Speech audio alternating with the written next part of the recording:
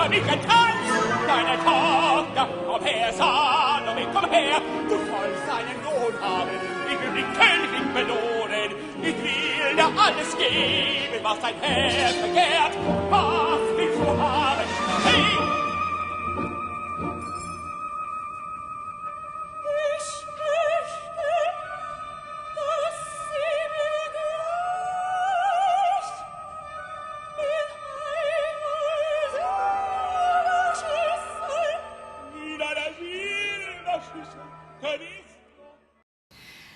Now, so this was not Johann, Richard Strauss. But in the meantime, in France, another movement was appearing, which was called Impressionism. But of course, it wasn't called Impressionism in the beginning. Nobody gave a name to Impressionists. They were painters. Those painters wanted to get out of the buildings of the inside studio world, and they wanted to go out into the nature and paint outside,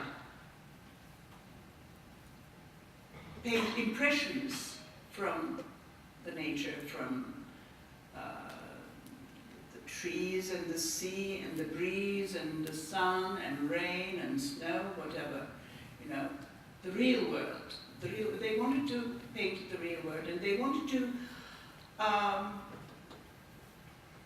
maybe have an uprise to the traditionalism of the French Academy. One of the now quite well-known, best-known painters was Manet. Monet's, do we have the picture? Yeah, this picture, for instance, was shown in the first exhibition of these painters, and it brought an uproar, you know, what kind of painting is this? Nothing is really clear.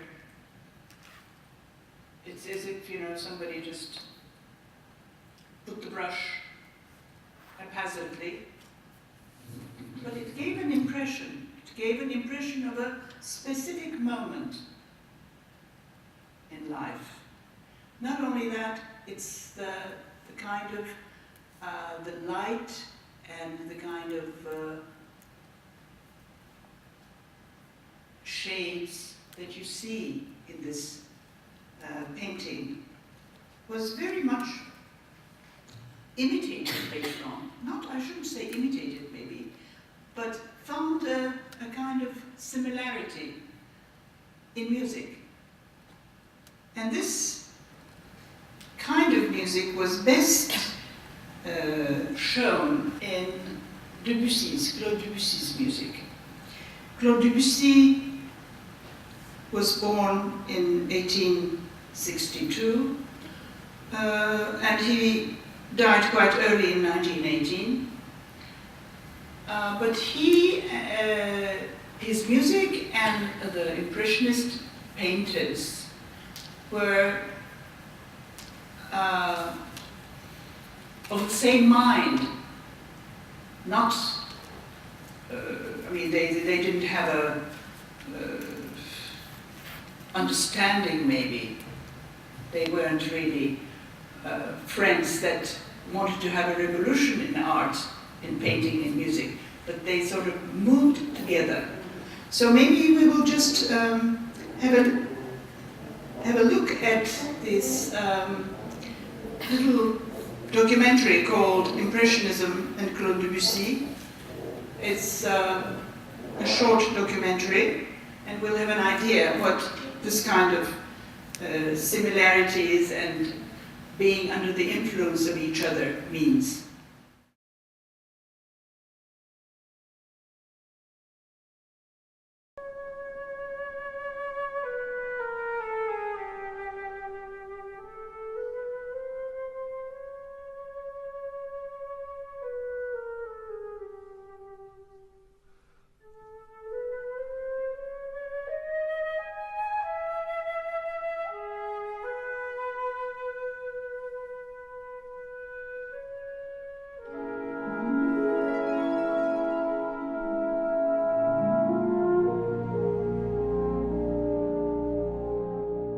Between the reeds I saw their bodies gleam, who cool no mortal fever in the stream, crying to the woods the rage of their desire, and their bright hair went down in jeweled fire, where crystal broke and dazzled shudderingly, where roses drink the sun's scent and our light play, amid tumbled flowers shall match the death of day.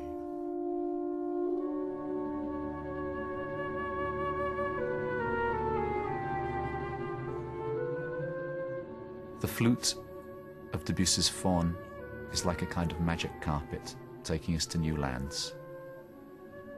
Just as the French Impressionist painters had given the world a new image of colour, shape and texture, just as Mallarmé's poems had used words for their sound and their shape as much as their meaning, so Debussy moves us into a world where light and flexibility is everything.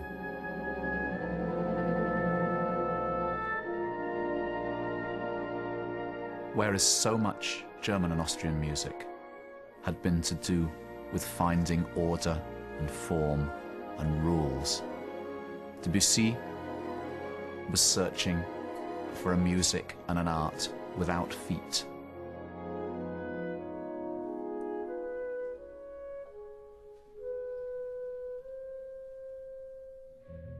So, texture became important, moment for moment.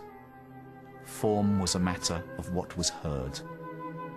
And above all, we were looking at a sense of colour.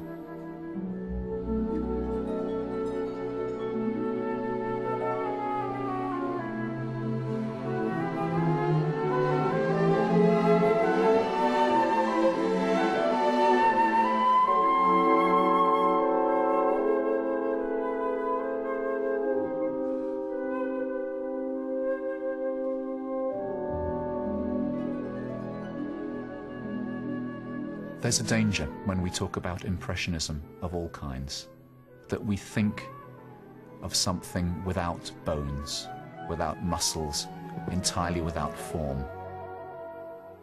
Turner's paintings, which for me are in a way the soul of Impressionism, take a moment of light miraculously and distill it. But in doing that, he's using thousands of little constituent parts with enormous calculation, enormous care, which gives it unity.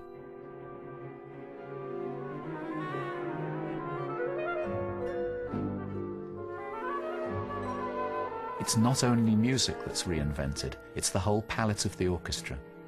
And if the palette of the Austrian and German composers was like a dark oil painting, here we're talking watercolour, or perhaps some kind of painting not yet invented.